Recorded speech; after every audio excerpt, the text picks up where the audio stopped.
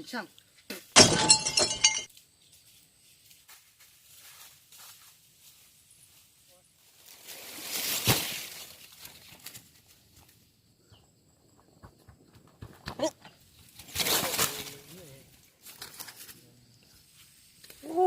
真的嘞，知道赶的车赶的叫人去杀，我tối bữa thấy một tô xã hội, Okay. thấy bữa thấy họ kêu sao rồi chứ? Một trò thọ, im luôn sát thọ, tối bữa thấy một tô xã hội vậy.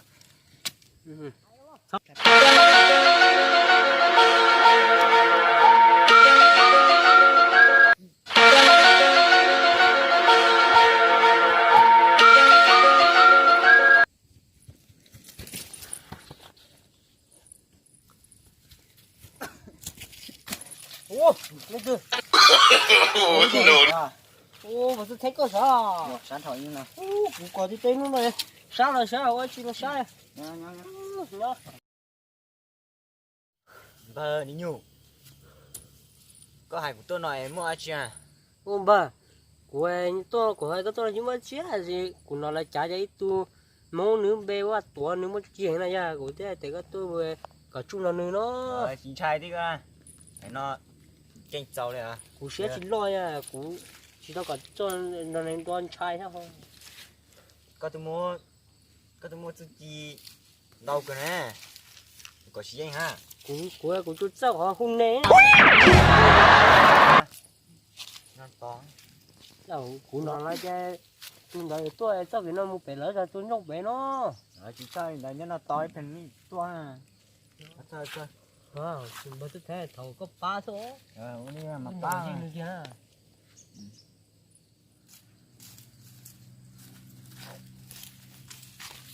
Dạ, cái này em cái chỉ nha. Cụ chơi cũng khu lấy trong này cả lấy chú lũ cho nên mua ba lái cho cũng hơi nó xía tầm một nó ra. Dạ, đó đi chưa? Ui con chú.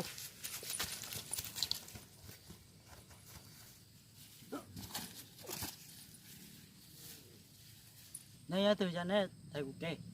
Dạ, chị hai đôi, đọc qua hết. Đọc kia này.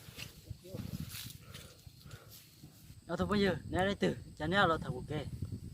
Coi rộng chính này là, ở đây có cái tuồng. Nó đọc lại sao?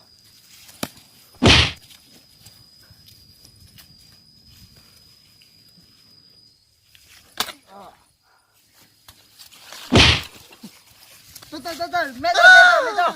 Nè. Rộng sấy rồi. Ồ, xin thấu mẹ hay nào? Mua họ, nó tới chờ bắt tuổi. Okay. Mua men gì? Men là men mà. Lần đâu. Cho sáng nhỏ lên đây. Cổ Là cho tao với mặn đâu. cổ. Thay này tua đấy. Nhưng mà như này. Ôi gió luôn, gió bắt tuổi thay nữa. Quá. Giờ nó cổ ha. Nó cái hé này bắt tuổi. Cổ ha, giờ nó Cái chó thôi nhỉ. Thế nè. Cho thằng đó bắt. cái bỏ nó, đang chơi của nó à. Còn chỉ đã tổ nó muốn tay cả này. Nhớ bỏ đến ta nó. Lòng chơi một nó nè. Tôn đâu Chua. bỏ từ này vào. Bố đi bố chỉ tao hủ rồi chơi. Có kể chắc có mẹ hơn mà. Ô, nè on lên ấy. Đâu chúng một mẹ Nè nữa. chúng muốn tay giả ấy. Chỉ nó.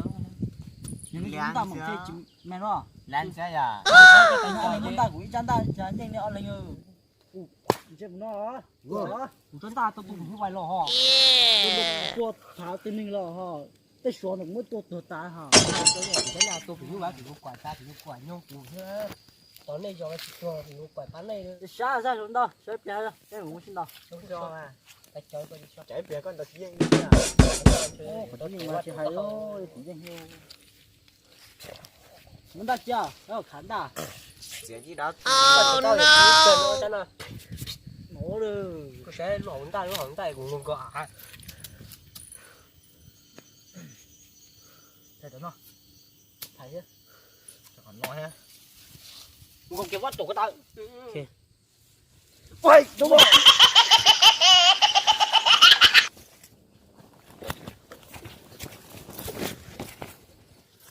Ôi tao cái chỗ yên tao chứ. Ôi, đúng rồi. Ngoài. Đó. Chạy Cái này, tay. nó mà cái này hơn. Cái này của Cá. tôi. Chừng cáo. Cá à, hai cục kia. Cá à? Ôi ha. Được. phi quay tại chỗ luôn đi ngang lột sổ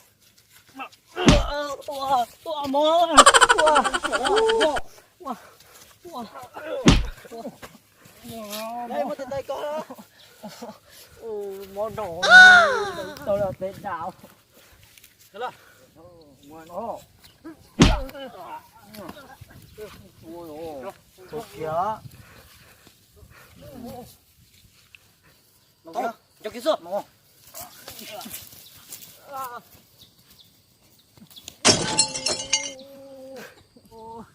ơi to của mình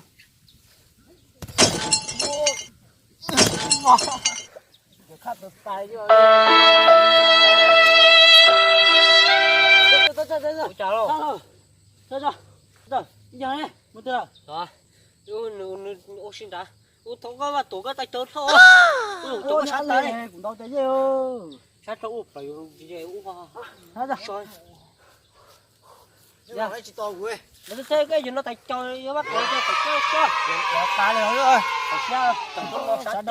phải sao sao nhưng mà tôi có sát đâu cái uống nhớ giờ tôi xin đòn đổi chứ có đâu bù sữa cái con nhà ba to chỉ có tao không đầu quá tiền rồi Okay. còn lá lỡ nè cũng đâu tay đó cũng thế giờ phía danh hồ theo củ phối rồi chia sẻ có thấy con mà thấy có tính con cho cú rồi cả tụi tôi á đồ quá đó thấp to hiểu này không ha con đầu cổ rất Mất nhiều tiền. đúng không nó to nhỏ à nhiều nhau á nhau chỉ so không nhiều từ cái bêu nhau rồi thì cũng chưa nhau có ta chỉ ba của tôi nhiều tiền tôi nhiều tiền nè nhé mua mua chế à nhiều tiền chế nữa nó chỉ có thủ à sao tôi nhiều tiền thế đúng không một chế nhìn tôi tại chậu nó thẳng đầu của ha